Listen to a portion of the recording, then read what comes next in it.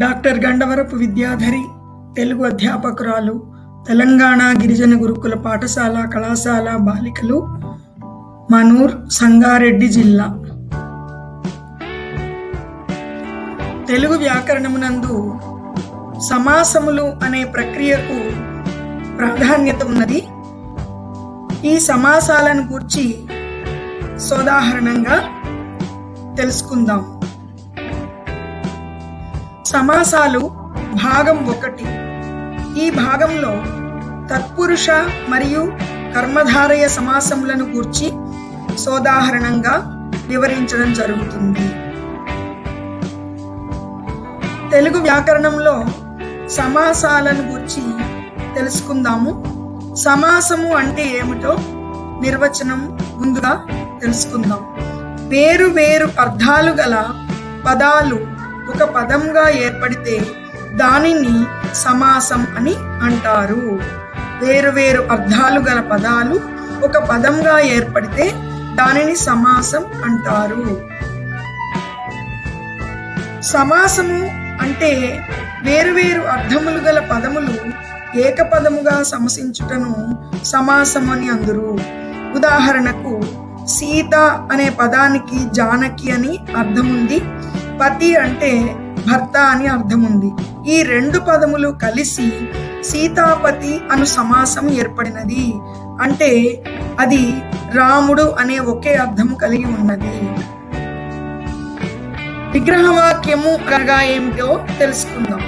సమాసం ఏర్పడుటకు ముందున్న విభక్తి ప్రత్యయములతో కూడిన పదములను విగ్రహవాక్యములు అందురు. రాజు యొక్క పుత్రుడు, రాజపుత్రుడు అనేది ఒక సమాసమునకు విగ్రహవాక్యం.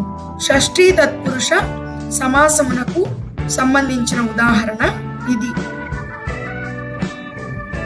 తెలుగు సమాసాలు అందులోని రకాలను గురించి పరిశీలిద్దాం.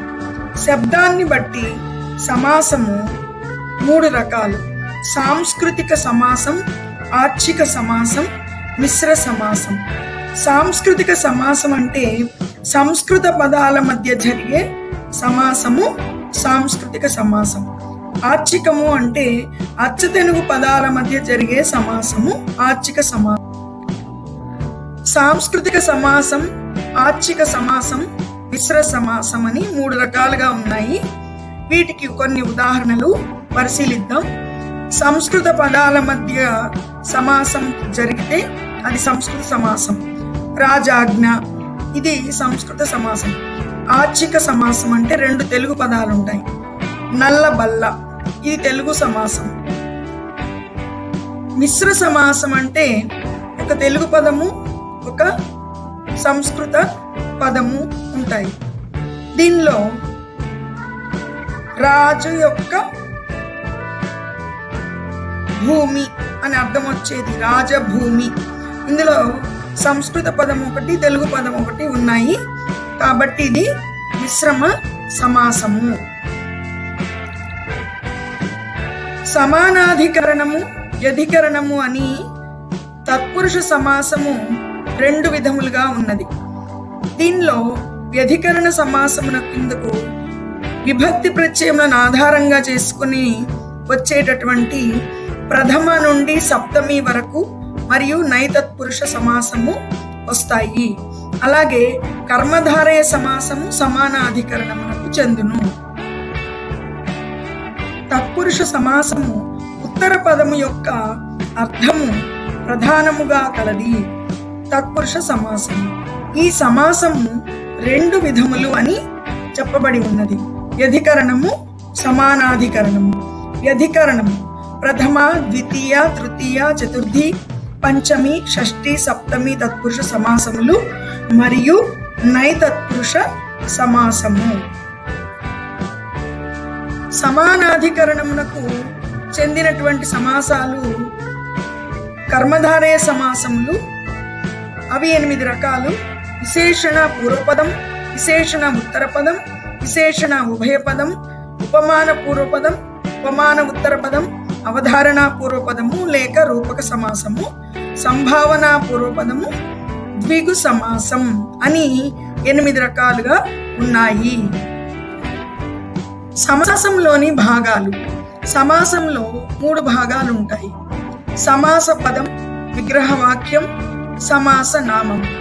సమాస పదము అంటే ఒక 2 వేర్వేరు అర్థవంతమైన పదాలు ఏకపదమైనప్పుడు వచ్చే సమాస పదము, దాని అర్థాన్ని తెలియజేసే వాక్యము విగ్రహవాక్యము, ఆ సమాసం యొక్క పేరు చెప్పడము సమాస నామము. ఉదాహరణకు 1-2 సమాసాలను పరిశీలిద్దాం. బ్రాహ్మణ భక్తి. బ్రాహ్మణుల యందు భక్తి సప్తమీ తత్పురుష సమాసం. దీనిలో బ్రాహ్మణ భక్తి అనేది సమాస పదము. విగ్రహవాక్యం ఆ యొక్క సమాస పదం యొక్క అర్థాన్ని తెలియజేసేది. బ్రాహ్మణుల యందు భక్తి, దాని పేరు సప్తమీ తత్పురుష సమాసం. మరొక సమాసాన్ని పరిశీలిద్దాం. నీలవేణి. నీలమైన వేణి కలది అంటే నల్లనైన జుట్టు కలది అని అర్థం. కలది, కలవాడు అని వచ్చాయి కాబట్టి ఇది బహువ్రీహి సమాసం. నీలవేణి అనేది సమాస పదం, నీలమైన వేణి గలది విగ్రహవాక్యం, బహువ్రీహి సమాసం అనేది సమాసం పేరు. ఇలా అనేకమైనవి ఉన్నాయి. సమాసంలో భేదాలను గురించి తెలుసుకుందాం. సమాస భేదములు: సాంస్కృతిక, మిశ్రమ, ఆర్చిక సమాసములు. అర్థ భేదమును బట్టి సమాసములు ప్రధానంగా 6 విధములు: తత్పురుష, కర్మధారయ, ద్విగు, ద్వంద్వ, బహువ్రీహి, అవ్యయీభావ. ఈ సమాసాలను గూర్చి మనము కూలంకషంగా చర్చిద్దాం. సమాసములలో అర్థభేదాన్ని బట్టి చెప్పబడినవి 6 విధములు. అందులో తత్పురుష, కర్మధారయ, ద్విగు, ద్వంద్వ, బహువ్రీహి, అవ్యయీభావ సమాసములు. వీటిలో మనము ఈ వీడియోలో తత్పురుష మరియు కర్మధారయ సమాసాలను గురించి సోదాహరణంగా తెలుసుకుందాము. ఉత్తర పదార్థము ప్రధానంగా గలది తత్పురుష సమాసం. రామ బాణము. ఇందు పూర్వపదము రామ, ఉత్తర పదము బాణము. రామ బాణముతో చంపెను అనగా ఇందు బాణము ప్రధానము, క్రియతో సంబంధం కలిగి ఉండును. మొదటి పదము లోపించి విభక్తి పేరు అందులో వచ్చి రాముని యొక్క బాణము అనే అర్థము వచ్చింది. తత్పురుష సమాసములు విభక్తి ప్రత్యయములను ఆధారంగా చేసుకుని విగ్రహవాక్యాలు వస్తాయి. ప్రథమ, ద్వితీయ, తృతీయ, చతుర్థి, పంచమి, షష్ఠి, సప్తమి. ఈ 7 రకాలు విభక్తులతో 7 తత్పురుష సమాసాలు ఉన్నాయి. అలాగే నై తత్పురుష సమాసము అని ఒకటి 8వది ఉన్నది. వీటి గురించి మనము తెలుసుకుందాం. తెలుగు సమాసాలు అందలి రకములను ఒకసారి పరిశీలిద్దాము. 1 తత్పురుష సమాసములు, 2 కర్మధారయ సమాసములు, 3 ద్విగు సమాసము, 4 ద్వంద్వ సమాసము, 5 బహువ్రీహి సమాసము, 6 రూపక సమాసము, 7 అవ్యయీభావ సమాసము అని ప్రధానంగా 7 విధములుగా ఉన్నాయి. తత్పురుష సమాసము ఉత్తర పదం యొక్క అర్థము ప్రథమంగా కలది. ఈ సమాసము 2 విధములు అని చెప్పబడినది: వ్యధికరణము, సమానాధికరణము. వ్యధికరణమునకు చెందినవి విభక్తి ప్రత్యయాలను ఆధారంగా చేసుకుని వచ్చే తత్పురుష సమాసాలు. ప్రథమ, ద్వితీయ, తృతీయ, చతుర్థి, పంచమి, షష్ఠి, సప్తమి తత్పురుష సమాసములు నై తత్పురుష సమాసం. ప్రథమ, ద్వితీయ, తృతీయ, చతుర్థి, పంచమి, షష్ఠి, సప్తమి తత్పురుష సమాసములు మరియు నై తత్పురుష సమాసము ఇది వ్యతిరేకమైన అర్థాన్ని తెలియజేస్తుంది. ప్రథమ తత్పురుష సమాసము దుమువులు ప్రథమ విభక్తి పుంలింగాలైన మహద్వాచకాలైన శబ్దాలకు డుమూలు వస్తాయి. రాముడు, కృష్ణుడు మొదలగునవి. తత్పురుష సమాసాలను గూర్చి తెలుసుకోబోయే ముందు విభక్తి ప్రత్యయాలను గురించి తెలుసుకుందాం. ప్రథమా విభక్తి డూమువులు, ద్వితీయ విభక్తి నిన్నున్లన్ కూర్చి గురించి, తృతీయ విభక్తి చేతంచేన్ తోడంతోన్, చతుర్థి విభక్తి కొరకున్ కై, పంచమీ విభక్తి మలనన్ కంటెన్ పట్టి, షష్ఠీ విభక్తి కిన్కున్ యొక్క లోన్ లోపలన్, సప్తమీ విభక్తి అమ్దున్నన్, సంబోధన ప్రథమా విభక్తి బో ఓయి ఓరి ఓస్. ఒక్కొక్క విభక్తి ప్రత్యయాన్ని ఆధారంగా చేసుకుని ఒక్కొక్క తత్పురుష సమాసం వస్తుంది. ప్రథమా విభక్తి ప్రత్యయాలతో కూడిన తత్పురుష సమాసానికి ప్రథమా తత్పురుష సమాసము అని పేరు. అలాగే ద్వితీయ విభక్తి వస్తే ద్వితీయ తత్పురుష సమాసము, తృతీయ విభక్తి వచ్చినచో తృతీయ తత్పురుష సమాసము, చతుర్థి విభక్తి పదాలు వస్తే చతుర్థి తత్పురుష సమాసము. పంచమీ విభక్తి ప్రత్యయము వస్తే అది పంచమీ తత్పురుష సమాసం. షష్ఠీ విభక్తి ప్రత్యయాలు గనక విగ్రహ వాక్యంలో వస్తే షష్ఠీ తత్పురుష సమాసం.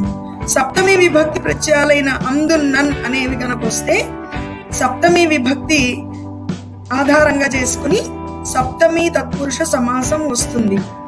ఈ విధంగా తత్పురుష సమాసాలు ఉన్నాయి. ప్రథమ తత్పురుష సమాసములు ప్రథమ విభక్తి ప్రత్యయాలను ఆధారం చేసుకుని విగ్రహ వాక్యము ఉంటుంది. ఉదాహరణకు పూర్వకాయము, కాయము యొక్క పూర్వ భాగము, ఉత్తర కాయము, కాయము యొక్క ఉత్తర భాగము, అర్ధయోజనము, యోజనం యొక్క అర్ధము, అర్ధరాజ్యము, రాజ్యం యొక్క అర్ధము మొదలగునవన్నీను ఈ సమాసమునకు చెందినవి. ద్వితీయ తత్పురుష సమాసము ద్వితీయ విభక్తి ప్రత్యయములైన నీ, నూల, కూర్చి, గురించి అనేవి ఈ విగ్రహ వాక్యాలలో ఉపయోగిస్తారు. ఉదాహరణలు పరిశీలిద్దాం. జలధరం, జలమును ధరించినది. మేఘము, నెల తాల్పు, నెలను దాల్చినవాడు చంద్రుడు. కృష్ణాశ్రితుడు, కృష్ణుని ఆశ్రయించినవాడు. తృతీయ తత్పురుష సమాసం తృతీయ విభక్తి ప్రత్యయాలైన చేతంచేన్ తోడంతోన్ అనే విభక్తులతో పూర్వపదముతో కూడి ఉంటుంది. శ్రీయుతుడు, శ్రీతో కూడినవాడు. ధర్మయుతము, ధర్మముతో కూడినది. వియోగ దుఃఖితుడు, వియోగముచే దుఃఖితుడు. జనహీనము, జనులచే హీనము. పరమేశ్వర ప్రణీతము, పరమేశ్వరునిచే ప్రణీతము. చతుర్థి తత్పురుష సమాసము ఇందులో పూర్వపదము చతుర్థి విభక్తి అయిన కొరకున్ కై అనేవి ఉండును. గో సుఖము, గోవుల కొరకు సుఖము. భూత బలి, భూతముల కొరకు బలి. కుండలాష్టాపదము, కుండలముల కొరకు బంగారము. యూపదారువు, యూపము కొరకు కర్ర. ఇవి చతుర్థి తత్పురుష సమాసానికి ఉదాహరణ. పంచమీ తత్పురుష సమాసం ఇందులో పూర్వపదము పంచమీ విభక్తిలో ఉండును. వలనన్ కంటెన్ పట్టి ఇవి పంచమీ విభక్తి ప్రత్యయాలు. చోరభీతుడు, చోరుల వలన భీతుడు. వృక్షపతితుడు, చెట్టు నుండి పడినవాడు. ధర్మచ్యుతుడు, ధర్మము నుండి జారినవాడు. శని దోషము, శని వలన దోషము. లోకోత్తరుడు, లోకము కంటే గొప్ప. షష్ఠీ తత్పురుష సమాసం ఇందు పూర్వపదము షష్ఠీ విభక్తిలో ఉండును. భూతలేసుడు, భూతములకు ఈసుడు. ఇందులో కు అనేది షష్ఠీ విభక్తి ప్రత్యయము కావున ఇది షష్ఠీ తత్పురుష సమాసము. గుణాళి, గుణముల యొక్క సమూహము. రోదసి కుహరము, రోదసి యొక్క కుహరము. కలహబంధుడు, కలహములకు బంధువు. కలహబంధుడు, కలహమునకు బంధువు. మురవైరి, మురునకు వైరి. అపరాధ శతము, అపరాధముల యొక్క శతము. రాజశతము, రాజుల యొక్క శతము. యజ్ఞ ఫలము, యజ్ఞము యొక్క ఫలము. జగదాధారుడు, జగత్తునకు ఆధారుడు. ధర్మ మార్గము, ధర్మము యొక్క మార్గము. షష్ఠీ తత్పురుష సమాసానికి మరికొన్ని ఉదాహరణలు పరిశీలిద్దాం. సేనకు పతి, సేనాపతి, సేనకు పతి. అన్య కీర్తనము, అన్యుల యొక్క కీర్తనము. నోముల పంట, నోము యొక్క పంట. తపఫలము, తపస్సు యొక్క ఫలము. పాదకమల సేవ, పాదకమలముల యొక్క సేవ. రాజవీధి, రాజు యొక్క వీధి. మన్మథ బాణము, మన్మథ బాణము, మన్మధుని యొక్క బాణము. నృపసభ, రాజు యొక్క సభ. కచభారము, కచం యొక్క భారము. ఈగిపస, దానము యొక్క గొప్పతనము. శృతుల పెంపు, శృతుల యొక్క అభివృద్ధి. కౌశలాఢ్యుడు, కౌశలము యొక్క పూర్ణుడు. ఈ ఉదాహరణలన్నింటిలోనూ షష్ఠీ విభక్తి ప్రత్యయాలు రావడం జరిగింది కాబట్టి ఇవన్నీ షష్ఠీ తత్పురుష సమాసమునకు చెందినవి. సప్తమీ తత్పురుష సమాసము. సప్తమీ తత్పురుష సమాసమునకు ఉదాహరణలను పరిశీలిద్దాం. ఇందులో పూర్వపదము సప్తమీ విభక్తిలో ఉండును, అందున్నన్ అనేవి సప్తమీ విభక్తి ప్రత్యయాలు. శైల దుర్గములు, శైల మందలి దుర్గములు. పురవీధి, పురమందలి వీధి. భూప్రజ, భూమి అందలి ప్రజ. వనవాసము, వనమందు వాసము. కమలవాసిని, కమలమందు నివసించున్నది. వ్యాపార పారీణుడు, వ్యాపారమందు పారీణుడు. సంగీత చాతుర్యము, సంగీతమందు చాతుర్యము. కవితా చమత్కారము, కవితయందు చమత్కారము. భక్తవత్సలుడు, భక్తులయందు వత్సలుడు. మొగనేత్రము, మొగమందు నేత్రము. అహప జితులు, అహపయందు జితులు. సప్తమి తత్పురుష సమాసానికి సంబంధించిన ఉదాహరణలను పరిశీలించాం కదా. ఇందులో అందు, నా అనే సప్తమి విభక్తి ప్రత్యయములు పూర్వపదమునందు రావడం జరిగింది కాబట్టి ఇవన్నీను సప్తమి తత్పురుష సమాసమునకు ఉదాహరణలు. తత్పురుష సమాసాల్లో చివరిది నై తత్పురుష సమాసము. నై అంటే వ్యతిరేకార్థకమైనటువంటి పదము. కొన్ని ఉదాహరణలు పరిశీలిద్దాం. అన్యాయము, న్యాయము కానిది. అజ్ఞానము, జ్ఞానము కానిది. అవినీతి, నీతి కానిది. అధర్మము, ధర్మము కానిది మొదలైనవన్నింటినీ నై తత్పురుష సమాసములు అవ్యయీభావ సమాసం. అవ్యయీభావ సమాసానికి నిర్వచనం తెలుసుకుందాం. లింగ వచన విభక్తులు లేనివి అవ్యయములు. అవ్యయము పూర్వపదముగా కలది అవ్యయీభావ సమాసము.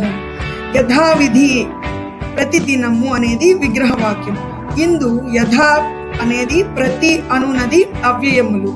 యథావిధి, విధిని అతిక్రమింపక. ప్రతిదినము, ప్రతిదినము. దినము, దినము. ప్రత్యహము, అహము, అహము. ఇవన్నీ కూడాను విగ్రహవాక్యాలుగా చెప్పడం జరుగుతుంది. దీనినే అవ్యయీభావ సమాసము అంటారు. దీనిలో లింగ వచన విభక్తులు లేని అవ్యయములు పూర్వపదముగా రావడం జరిగింది కాబట్టి ఇవి అవ్యయీభావ సమాసములు అని చెప్పబడినవి. తత్పురుష సమాసం యొక్క ఉదాహరణలు కొన్నింటిని పరిశీలిద్దాం. నెలతాల్పు, నెలను దాల్చినవాడు ద్వితీయ తత్పురుష సమాసం. జలధరము, జలమును ధరించినది ద్వితీయ తత్పురుష. బుద్ధిహీనుడు, బుద్ధి చేతహీనుడు తృతీయ తత్పురుష. గదాయుద్ధం, గదతో యుద్ధం తృతీయ తత్పురుష. గురు దక్షిణ, గురువు కొరకు దక్షిణ చతుర్థి. భూత బలి, భూతముల కొరకు బలి చతుర్థి తత్పురుష. దొంగ భయం, దొంగ వలన భయం పంచమీ తత్పురుష. స్వర్గపతితుడు, స్వర్గము నుండి పతితుడు పంచమీ తత్పురుష. రామబాణం, రాముని యొక్క బాణం షష్ఠీ తత్పురుష. కౌరవేంద్రుడు, కౌరవులలో ఇంద్రుడు షష్ఠీ తత్పురుష. మాట నేర్పరి, మాట యందు నేర్పరి సప్తమీ తత్పురుష. ఆకాశవాణి, ఆకాశమునందలి వాణి సప్తమీ తత్పురుష. ఇవన్నీ తత్పురుష సమాసానికి ఉదాహరణలు. తత్పురుష సమాసాలు కొన్ని పరిశీలిద్దాం. పూర్వకాయము, కాయము యొక్క పూర్వ భాగము ప్రథమా తత్పురుష. నెలతాల్పు, నెలను దాల్చినవాడు ద్వితీయ తత్పురుష. ధనాఢ్యుడు, ధనము చేతాఢ్యుడు తృతీయ తత్పురుష. భూత బలి, భూతము కొరకు బలి చతుర్థి తత్పురుష. చోర భయము, చోరుని వలన భయము పంచమీ తత్పురుష. రాజభటుడు, రాజు యొక్క భటుడు షష్ఠీ తత్పురుష. మాట నేర్పరి, మాట యందు నేర్పరి సప్తమి. అధర్మము నైత. కర్మధారయ సమాసం. కర్మధారయ సమాసం అంటే ఏంటో తెలుసుకుందాం. దీనికే సమానాధికరణం అని పేరు. విశేషణానికి నామవాచకంతోనూ, నామవాచకానికి విశేషణంతోనూ, ఉపమానానికి ఉపమేయంతోనూ, ఉపమేయానికి ఉపమానంతోనూ సమాసం చేస్తే దాన్ని కర్మధారయ సమాసం అని అంటారు. సమానమైన అధికరణములైనటువంటి పదాలను కలిగి ఉండటాన్ని కర్మధారయ సమాసం అని అంటాము. ఈ కర్మధారయ సమాసం 7 రకాలుగా ఉన్నది. కర్మధారయ సమాసంలోని రకాలు: విశేషణ పూర్వపద కర్మధారయం, విశేషణ ఉత్తరపద కర్మధారయం, విశేషణ ఉభయపద కర్మధారయం, ఉపమాన పూర్వపద కర్మధారయం, ఉపమాన ఉత్తరపద కర్మధారయం, రూపక సమాసం, సంభావన పూర్వపద కర్మధారయం. విశేషణ పూర్వపద కర్మధారయ సమాసం. ఇందులో విశేషణము పూర్వపదముగాను, విశేష్యము అంటే నామవాచకము ఉత్తర పదముగాను ఉండును. ఉదాహరణకు కొన్నిటిని పరిశీలిద్దాం. మధుర గీతి, మధురమైన గీతి. దివ్య శక్తి, దివ్యమైన శక్తి. ప్రియవచనము, ప్రియమైన వచనము. ఈ విగ్రహ వాక్యాలలో అయినా అనేది వస్తుంది. విశేషణ ఉత్తరపద కర్మధారయ సమాసం. విశేషణము ఉత్తర పదముగా ఉంటుంది, పూర్వపదములో విశేష్యము ఉంటుంది. ఉదాహరణలు పరిశీలిద్దాం. తమ్ము కుర్రలు, కుర్రలైన తమ్ములు. విశేషణ ఉత్తరపద కర్మధారయ సమాసం. కార్మిక వృద్ధులు, వృద్ధులైన కార్మికులు. విశేషణ ఉత్తరపద కర్మధారయ సమాసం. విశేషణ ఉభయపద కర్మధారయ సమాసం. ఇందులో పూర్వ ఉత్తర పదములు రెండును విశేషణములే అయి ఉండును. విశిష్టారాధ్యులు, విశిష్టులు ఆరాధ్యులను. ధౌత శుభ్రములు, దౌతములు శుభ్రములను. సరస గంభీరము, సరసమును గంభీరము. మృదు మధురము, మృదువును మధురము. ఇక్కడ 2 పదాలు విశేషణములే ఉంటాయి. ఉపమాన పూర్వపద కర్మధారయ సమాసం. ఉపమేయము అంటే దేనిని వర్ణిస్తున్నామో అది ఉపమేయం. ఉపమానం దేనితో వర్ణిస్తున్నామో అది ఉపమానం. ఉదాహరణలు: చిగురు కేలు, చిగురు వంటి కేలు. జుంటి మూవి, జున్ను వంటి మూవి. తేనె మాట, తేనె వంటి మాట. ఈ సమాసంలో పూర్వపదంలో ఉపమానము, ఉత్తర పదంలో ఉపమేయము వస్తాయి. ఉపమాన ఉత్తరపద కర్మధారయ సమాసం. దీనిలో పూర్వపదంలో ఉపమేయము, ఉత్తర పదము ఉపమానము ఉంటాయి. ఉదాహరణ: ఇలా గోళము, గోళము వంటి ఇలా. ఇది ఉపమాన ఉత్తరపద కర్మధారయ సమాసానికి ఉదాహరణ. సంభావన పూర్వపద కర్మధారయ సమాసము. సంభావన పూర్వపద కర్మధారయ సమాసం నందు పేరును ప్రత్యేకంగా తెలియజేస్తుంది.